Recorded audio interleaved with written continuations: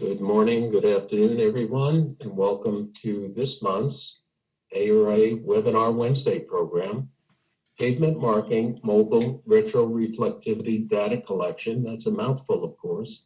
And today's program will focus specifically on applications and return on investment. Now, it's my great pleasure to introduce my friend and colleague, Carmen Dwyer. Carmen has earned her BS and MS degrees in civil engineering from the University of Illinois, Champaign-Urbana. She has over 20 years of project management experience and 15 years conducting pavement marking research and consulting work. For the past 5 years, she's led pavement marking mobile retroreflectivity data collection and analysis for a variety of transportation agencies. She and her team have collected, analyzed, and delivered well over 150,000 lane miles of pavement marking data. Carmen is the former chair of the Transportation Research Board's Signing and Marking Materials Committee, and she currently serves as co-chair of TRB's Traffic Control Devices Committee. And now it's my great pleasure to turn the program over to my friend and colleague, Carmen Dwyer. Thank you, Jerry, and hello, everyone. For today's presentation on pavement marking mobile retroreflectivity data collection, I'll begin by first defining retroreflectivity, and then I'll give a brief description on the different equipment that's available for mobile retroreflectivity data collection. And then I'll spend most of the presentation on describing the two main applications for this type of data collection, and they are quality assurance of pavement marking installation and the identification of an agency's maintenance striping needs. And then for both of those, I will be providing two specific examples from a couple of different agencies. And at the end of each of those examples, I'll go over what the return on investment was. So what is retroreflectivity? It's a measurement of how much of a vehicle's headlight hits a reflective media, such as the glass bead shown in this diagram, and then returns back to the driver's eye. That return is the retro part of retroreflectivity. And it is a metric that's used to assess how visible markings are at night. Now, ASTM E1710 standardizes the geometry for that measurement. So as shown in the diagram here, there are three main components that it standardizes. One is the distance from the headlight to the reflective media, is 30 meters. It also standardizes the distance from the pavement surface to the headlights, and also the distance from the pavement surface to the driver's eye. And you can see that with those two standardized distances, you get standard angles as shown here. Now, one advantage of that is that you can measure retroreflectivity at a reduced scale of the 30-meter geometry shown here. On this next slide, I want to briefly describe the other equipment besides mobile data collection equipment. There are also handheld retroreflectometers. And this is used to collect quick point data of pavement markings retroreflectivity. So the three examples shown here, the first one on the left is Road Vista's Stripe Master 2 Touch, the SM2T, and it is sold by Professional Pavement Products. The second one, the one in the middle, is the Delta LTLX.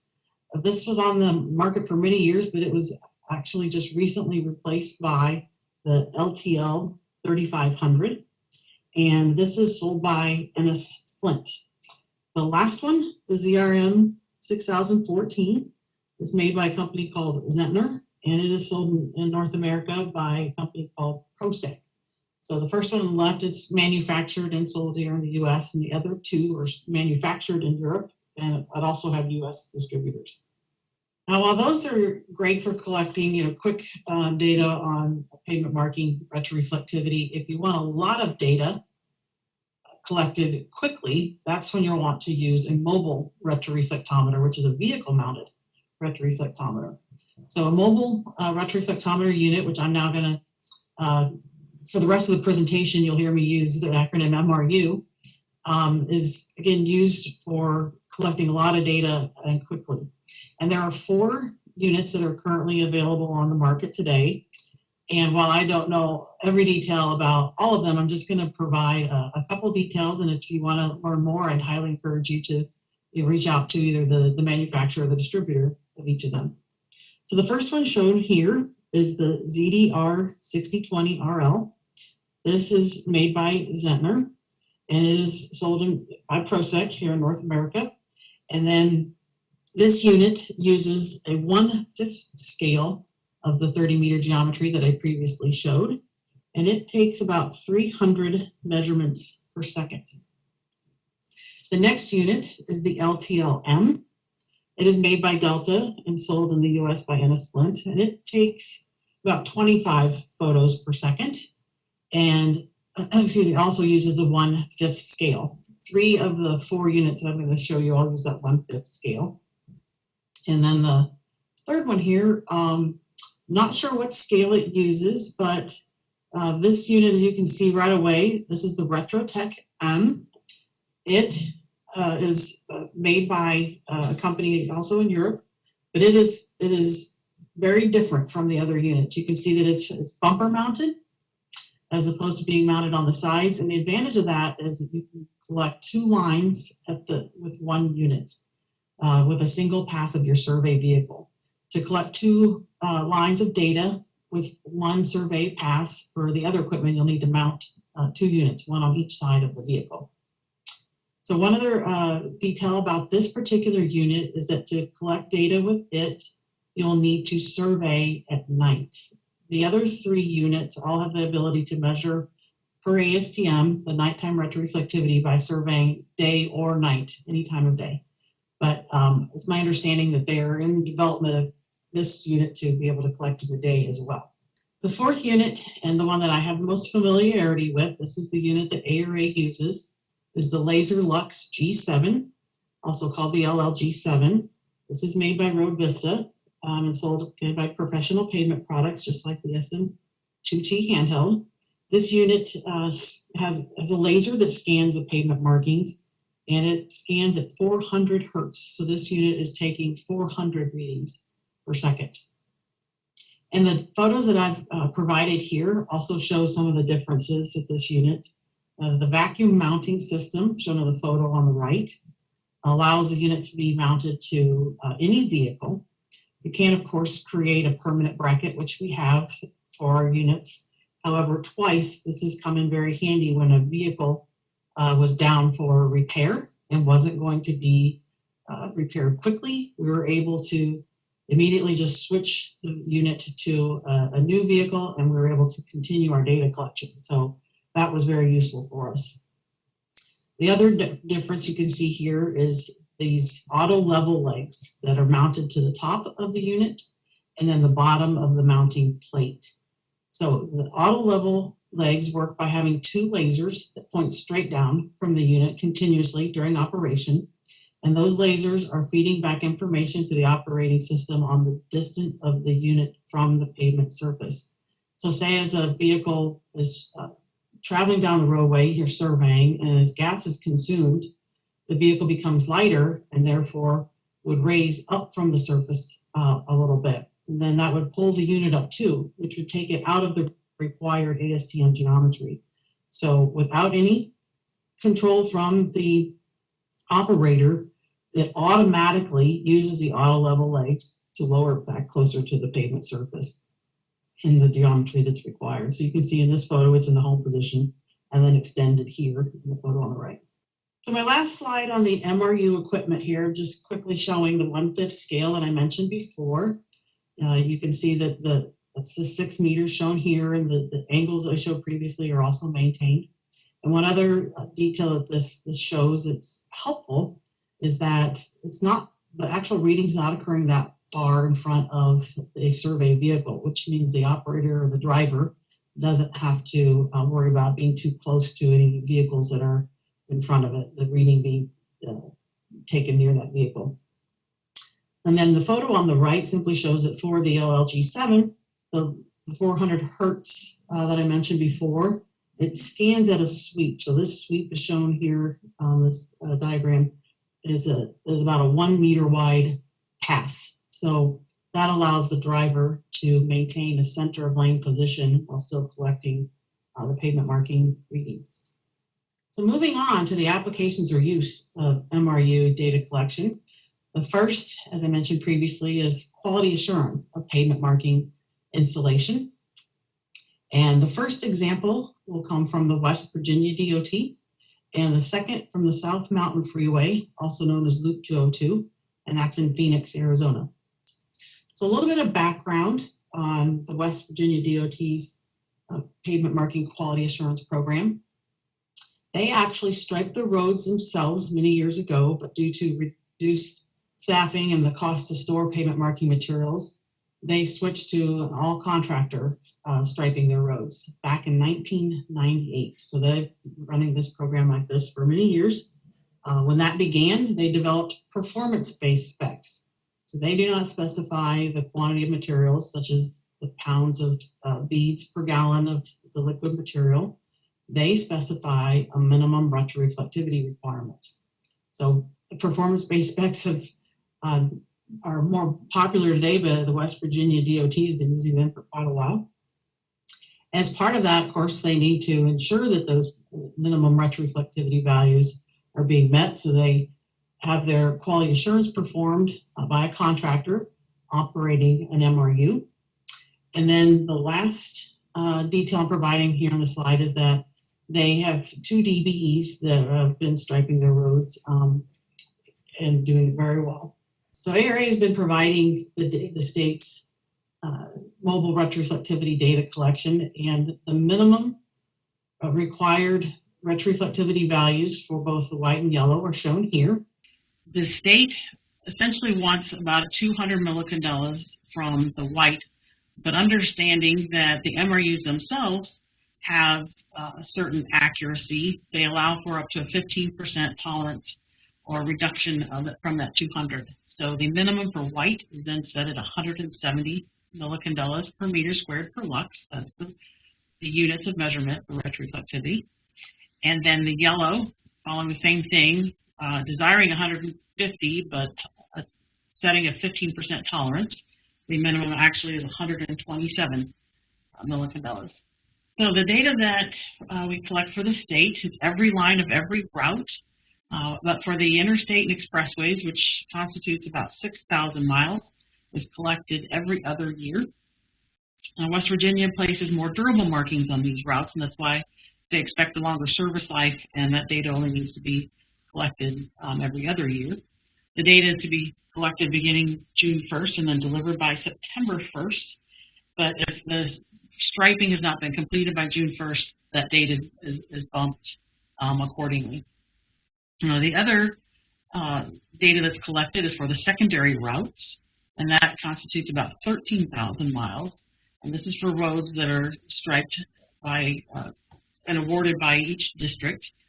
And the marking material they use is paint, which has a service life of about 1 year. So the MRU data is collected every year in the districts, and it is conducted from beginning July 1st with data to be delivered September 30th. So what is the data that we deliver to West Virginia? Here's a list of all the deliverables for them. Then in the next few slides, you're going to see specific examples. But the first two are both charts and reports for every line surveyed. The third item is an overall summary report by each district. So the overall summary report is a table that has a line for each line that was surveyed, and the average retroreflectivity value is provided in that line. And then the failure summary report, this is the key deliverable for their quality assurance program. This is a table for each district that summarizes all the lines that failed that minimum retroreflectivity requirement. And then our last deliverable is a video file for every line that was surveyed. So here I'm showing an example of a line chart. You can see this is the white edge line of northbound US 35 in Mason County. The milepost is set at 0. It's not the actual milepost in the field, but the physical location of the beginning and end of each line is known. So per the collection requirements, we just begin with 0 for each line. But this graph, of course, shows with an orange line, the 170 millicandela requirement for a white line. And then the blue line shows the actual value of all the data that was reported. So this line is in excellent condition. Next, we have a line report from a line that was collected in 2020. You can see it's West Virginia 31. It is the yellow center line. And the West Virginia DOT allows for the center line to be collected in either direction, which helps with efficiency of the data collection. We simply need to report the direction that was used. So in this case, it was northbound. In this table, you'll also see that the start point and end point are recorded, both the GPS as well as the physical description of the location. The average retroreflectivity value for the entire line is here, as well as the date it was collected. And then for reference, the pass-fail criteria is shown here. So these 4 columns that you see are repeated twice on this table, but it shows the sectioning, so the data is recorded per 10th mile. The average retroreflectivity is given for that 10th mile.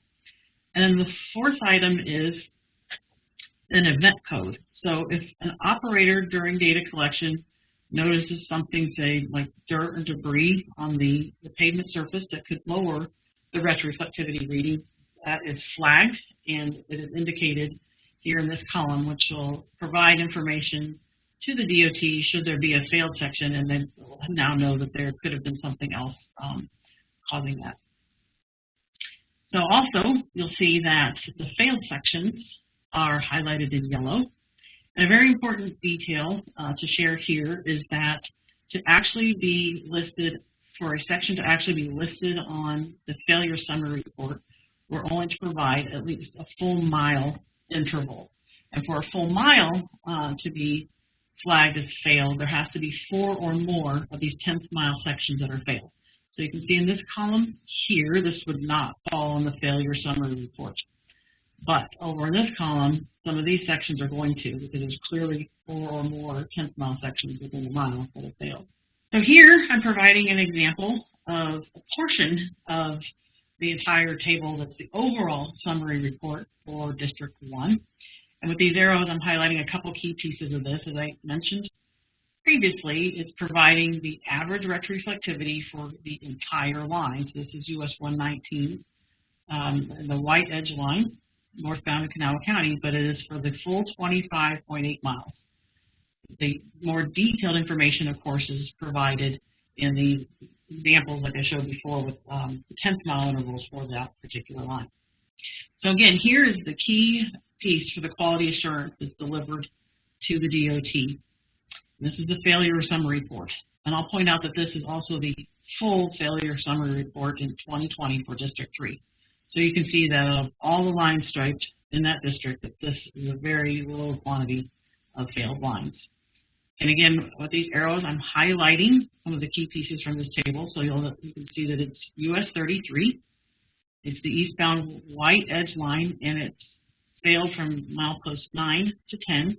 Now, since those aren't actual mileposts in the field, we're also providing the begin milepost GPS and the end milepost GPS that corresponds to that, so that the striping contractors can find those locations.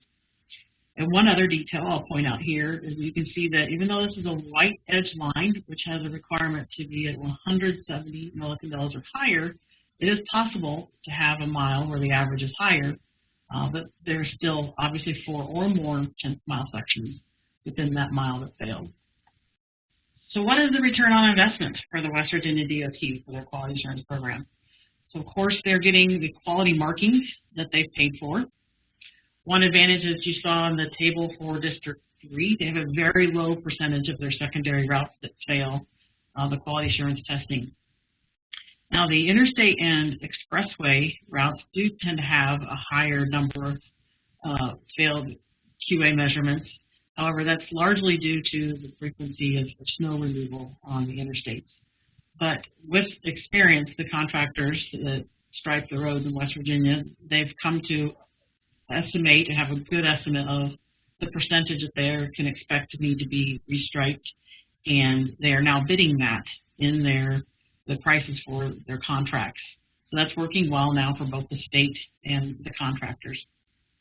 And then the last return on investment, of course, is that the roads themselves are safer because a higher percentage of the lines are in good condition for a higher percentage of time. The second example for quality assurance of pavement marking installation comes from Loop 202, that's the South Mountain Freeway in Phoenix, Arizona. So here I provide a little bit of background about Loop 202. This is a 22-mile freeway connecting the east and west valleys in Phoenix, and it was designed and built to provide some much-needed relief of the existing freeway corridors and local streets. But ADOT partnered with the Connect 202 partners, that's C202P, to design, build, and maintain this freeway, through a public-private partnership, or a P3.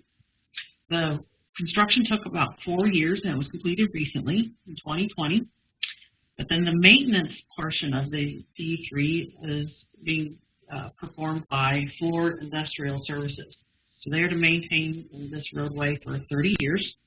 And as part of their requirements, they have to measure things like the pavement roughness and the pavement friction and the pavement marking retroreflectivity. That's where ARA comes in. We provide that measurement of the pavement marking lines. And on this slide, I'm showing what the requirements are for their measurement of the pavement marking lines. All of their mainline lines, 3 lanes plus 1 HOV lane in each direction, are surveyed. All lines for all 15 interchanges within the 22-mile roadway are surveyed, and then this is performed every other year. And the lines are required to have at least a value of 100 millicandelas.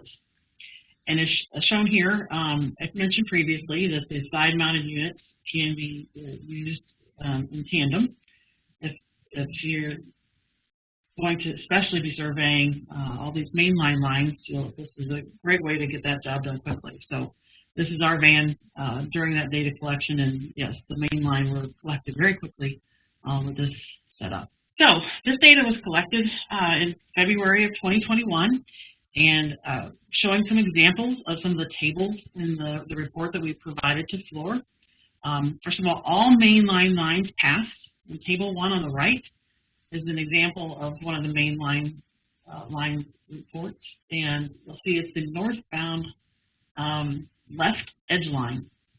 So it began at milepost 56, goes all the way to milepost 73, and in this column you can see that the average retroreflectivity value for each mile is reported, and all of these values are well above the required 100 millicandelas, so they're in great shape.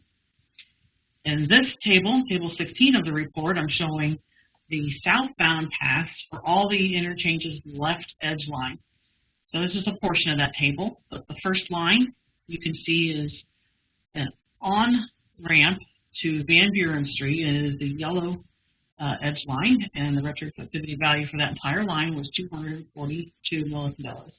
And every one of these lines still shown also had values above the 100. So in the end of this survey, there was only one ramp that had a failed line. So all these lines are in great shape and shouldn't need to be restriped right away. So what's the return on investment for Loop 202? Of course, ADOT gets the quality markings that they paid for, but the return for Fluor is that they have confirmation now that the mainline lines will meet or exceed the 3-year service life that they were expecting. And some of the ramp lines may or may not meet, but the MRU data collection will help them know if and when that data has failed. So moving on to the application or use for identifying an agency's maintenance striping needs. The 2 examples I'm providing here are from the Florida DOT and the Illinois Tollway.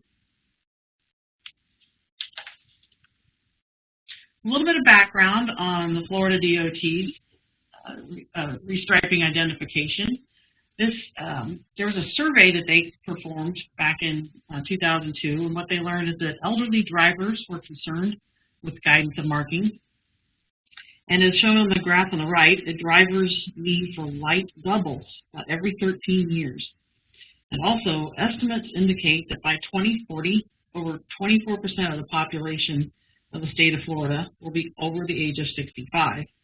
And in addition to that, Florida is also the third most populous state in the U.S. So you can see their concern for wanting to make sure their markings are visible at nighttime for that population particularly. For a marking to be considered in the good classification, the retroreflectivity value needs to be greater than or equal to 250 millicandelas. For fair, 150 to 250, and then poor is any marking that's under 150 millicandelas. So to provide some more information on the Pavement Marking Management Program of the Florida DOT, I'm sharing here some information about that. The program requires a full-time year-round program, and ARA for this provides one full-time engineer and two full-time technicians that work on site at the State Materials Office in Gainesville. We also have two dedicated trucks and LLG7s, as you see in the photo on the right. There's an LLG7 mounted to one of our trucks. And the amount of data we collect is about up to 25,000 lane miles of markings per year. So what constitutes that 25,000 miles? First, we collect 100% of the yellow center lines. That's about 12,000 miles. And we collect a sampling of the white skip and edge lines, which is identified by the DOT, and that constitutes about 8,000 miles. And then there are also up to 4,000 miles of data collected under what we call special requests, and that's for testing needed for research, safety, or any other district needs. Now, the first two, the yellow center line, the skip, and white edge line, that data is part of what they call their data collection cycle, which occurs every year, and that begins on April 1st, and is to be completed on or before March 31st. And we're currently looking to complete this a good 3 months before that March 31st deadline. Now, once the data is approved through the QA process, it is loaded into the DOT's Pavement Marking Management System. So the QA process, if you want to learn more about that, or a great deal more than I'm presenting today on this Florida DOT program, we have a separate Webinar Wednesday presentation that we dedicated entirely to the work that we're doing with the Florida DOT's pavement marking. So happy to direct you if you'd like to view that, to learn more. But as shown here, this interface was originally on the DOT SharePoint, but today it is available online and open for public use. So one just needs to create an account to get access to this portal. In the next few slides, I'm going to go over examples of queries that have been performed. From the main screen here, this is the query tool that the districts can use to determine where they need to restripe. But there are still a variety of searches that can be performed. You can select which district you're interested in, which roadway ID you're interested in, the year of the report survey, as well as the county, the line type, and so on and so forth. And you can do any combination of these or just one or several. So for this example, the 2017 survey was selected for Alachua County. So this screenshot shows the results of that query. You'll see several rows here, and each row is a different roadway within Alachua County. The values in the columns on the right here represent the average retroreflectivity value for the entire line of that roadway. Values shown here that are not highlighted, such as the 262, are in good condition and have a value greater than 250. And those that are highlighted yellow, such as this 231, are in fair condition, or between 150 and 250. And anything red is, of course, in poor condition, such as the 119, which is less than 150.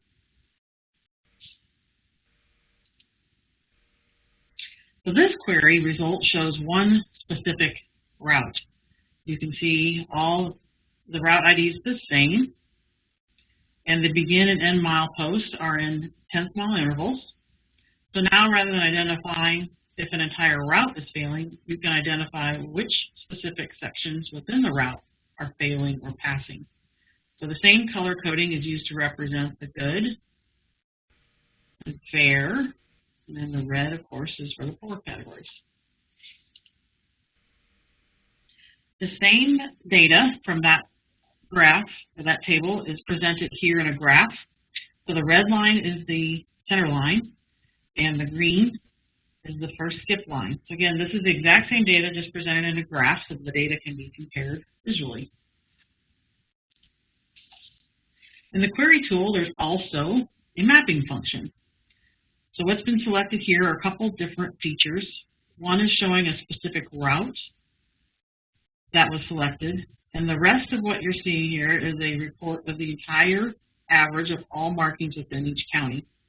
So as shown, just one county has the average value of all lines to be in poor condition. The vast majority of the counties were in fair condition.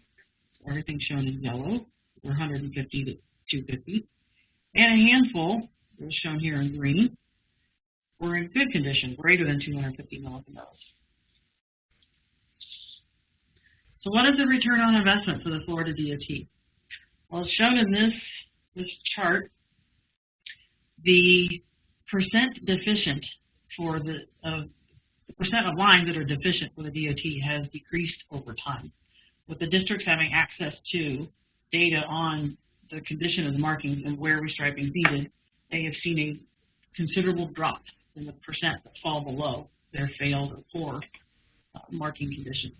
So as you see, all three lines, the center, skip, and edge, are represented here over the past 3 to 4 years.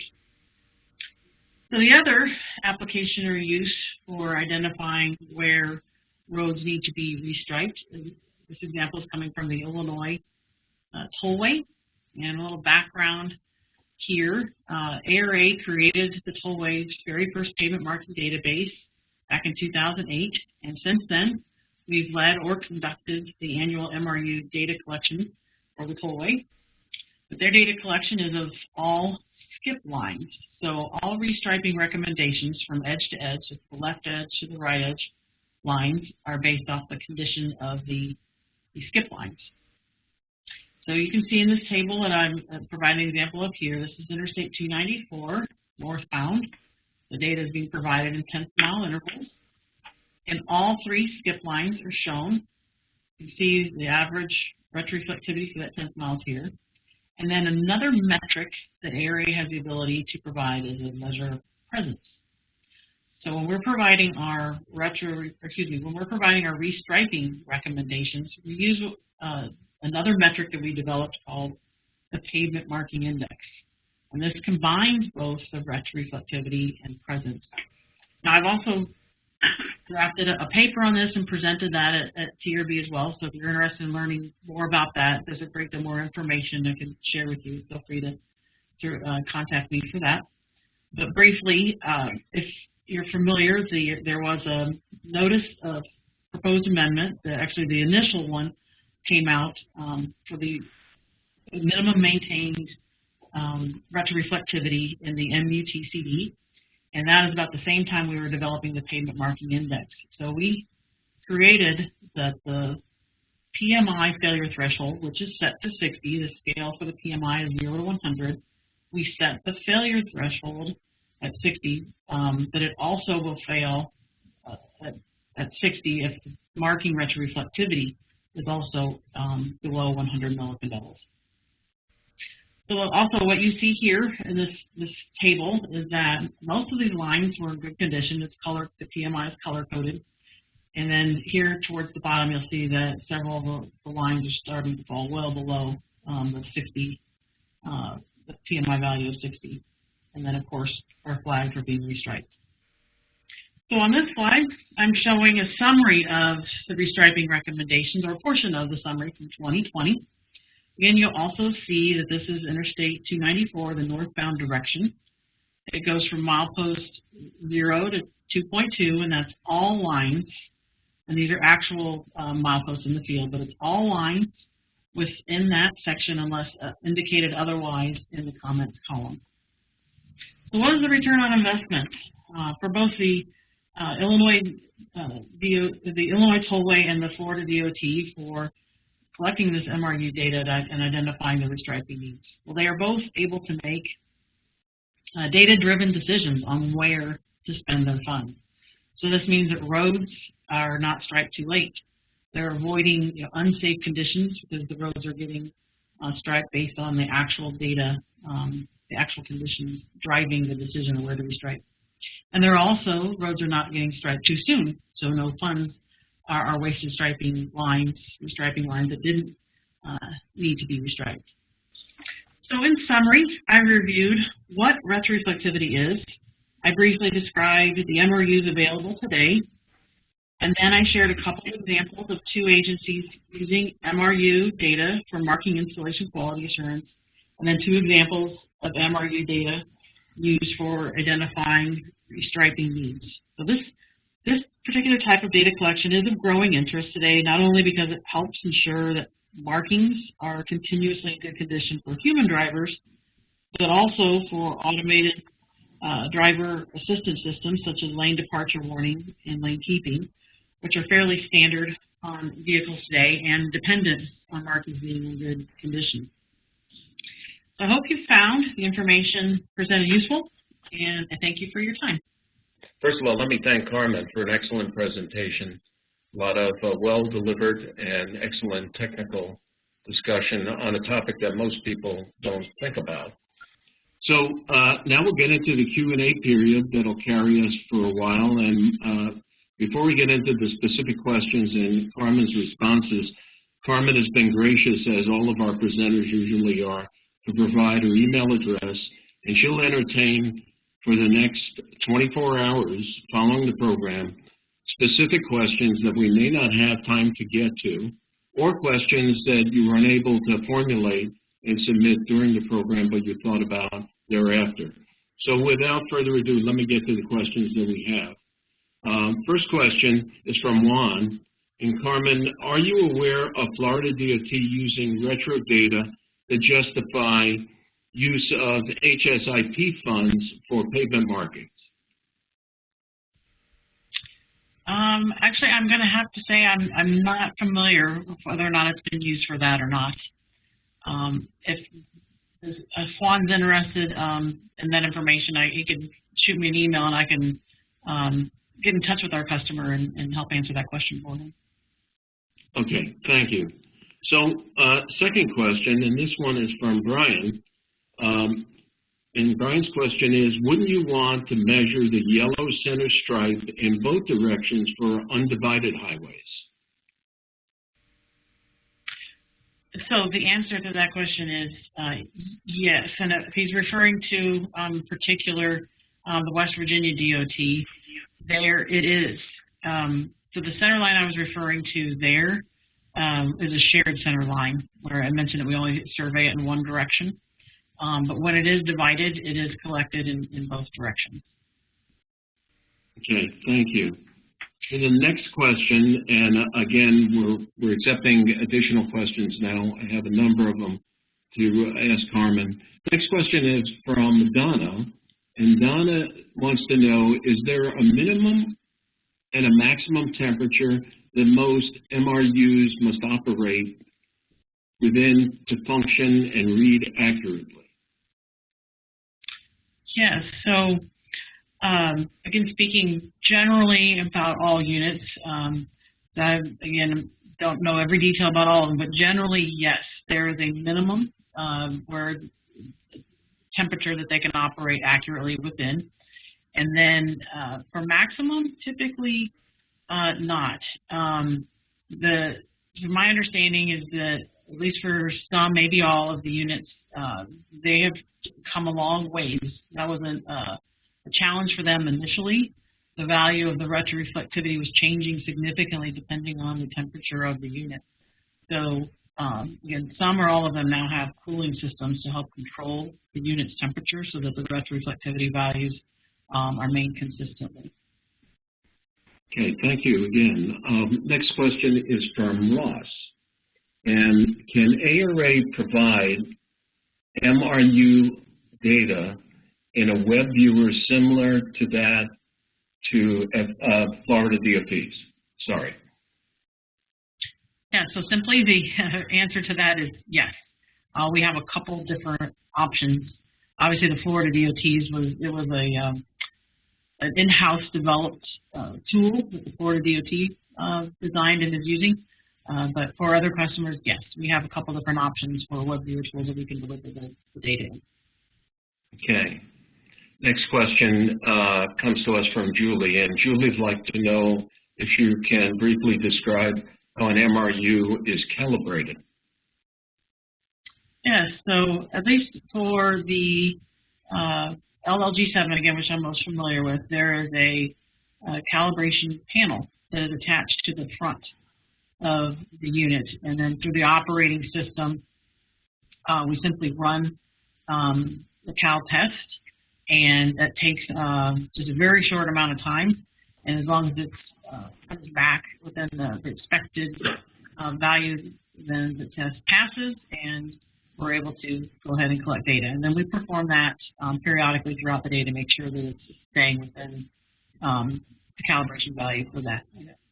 I can also share that the quality assurance I mentioned that's performed at the Florida DOT to again help standardize all 4 pieces of equipment, the 2 that we use and then the 2 that the DOT uses for quality assurance measurement of the data we collect.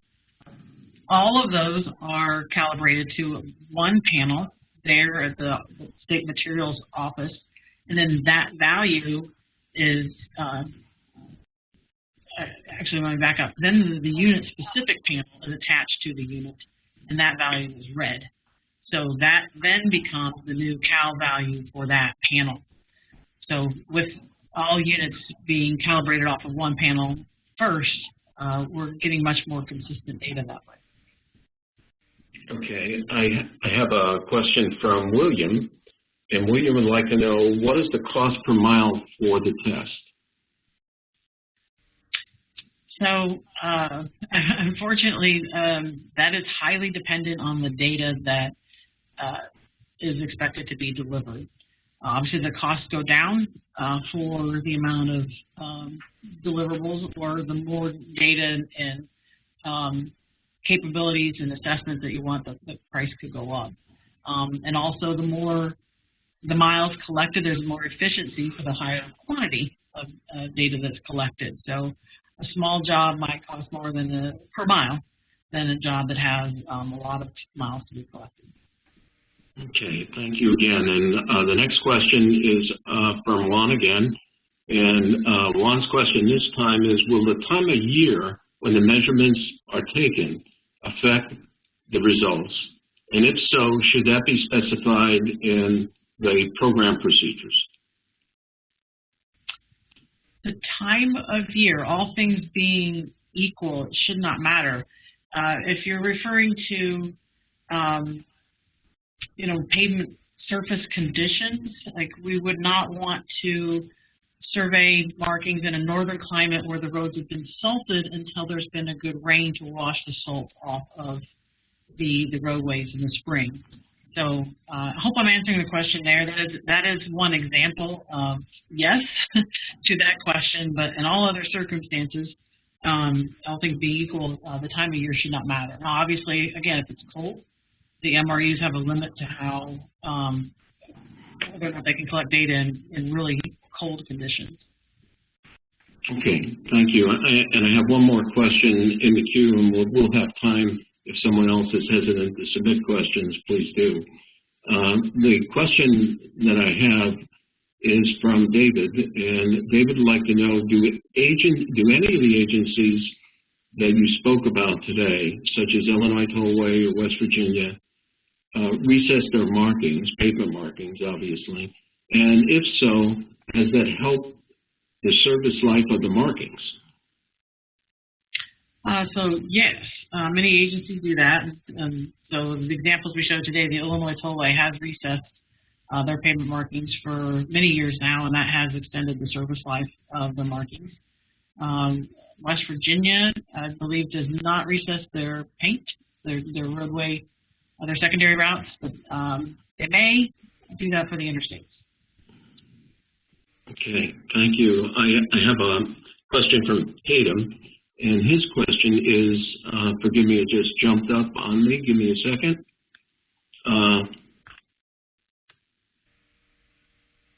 There we go. What's the maximum reflectivity? What maximum reflectivity should be expected from a brand new paint or marking? I'm so sorry. Can you say that again, Jerry? Sure, absolutely. What's the maximum reflectivity that should be expected from brand new painting?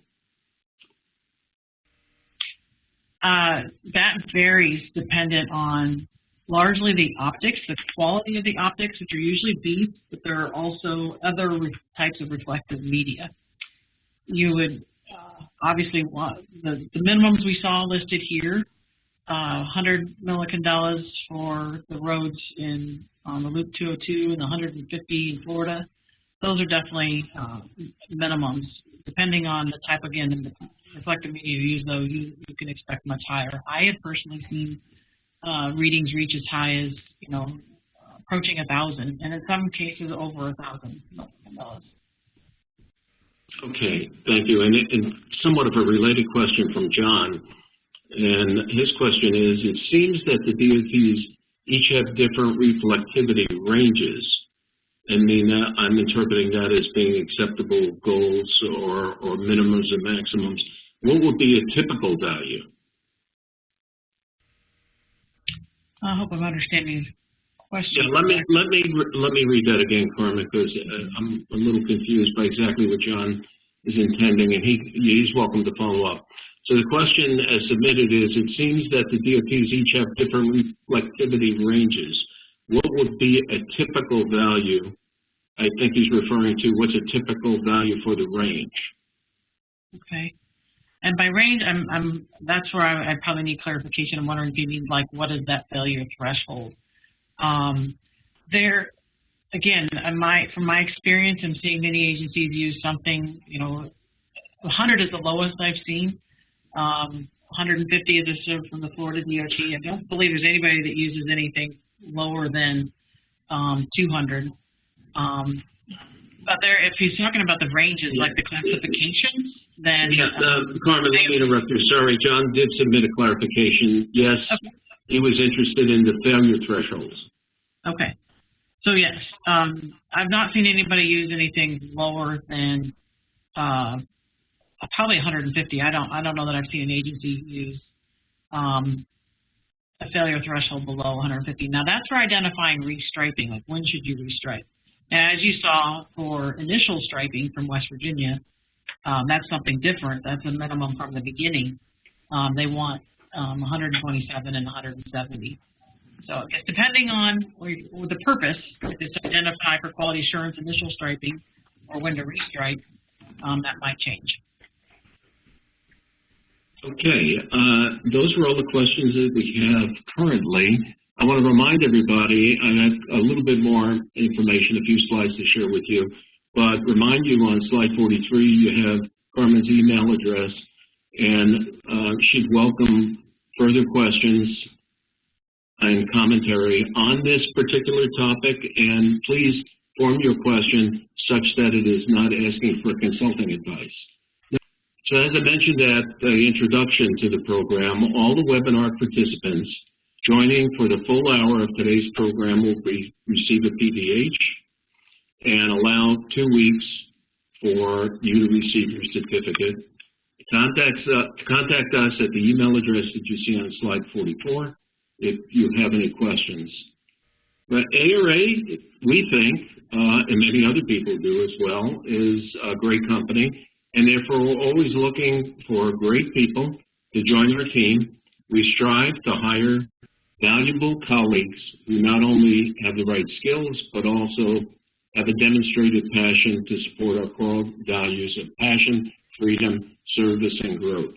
We currently have a number of exciting opportunities throughout the United States. If you're interested in the current employment opportunities, specifically related to our transportation and infrastructure offices, our brand new sector, that is the T&I sector, please send a brief resume to the address that you see here. So, on behalf of all of us at ARA, I want to wish all of you who joined us a very happy, blessed, and safe holiday season, and we look forward to you joining us in January. May God bless you all.